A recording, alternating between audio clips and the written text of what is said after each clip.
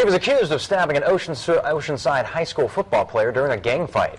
Today, Jesus Perez was sentenced to jail after a guilty plea.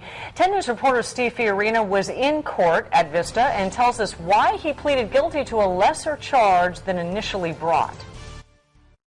The first jury hung, no verdict, so a plea bargain was reached, and today the suspect was sentenced. Just a brief glimpse of 18-year-old Jesus Perez as he stood in the defendant's box in the courtroom of Judge Timothy Casserly.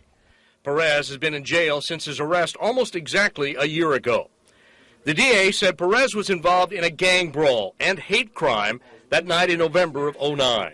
It was both. Members of the Center Street gang attacked a group of African-American kids. They yelled racial epithets, they yelled out their gang name, and they attacked the victim, stabbing him and injuring him severely. The victim was on the Oceanside High School varsity football team, 17 years old and not identified in court. He has since recovered from his wounds and back on the football field this fall. Perez was tried on an attempted murder charge, but the jury deadlocked. He later entered a guilty plea to assault with a deadly weapon for a different act that night. There was a large brawl between two different groups of individuals. My client came across that, and at the time he was holding a beer bottle. Two individuals approached him. He struck one in the head with the beer bottle. The second individual punched my client. He fell to the ground, got up, and ran away. Perez denied the stabbing but admitted the assault with a beer bottle and was sentenced to 364 days in jail with credit for time served.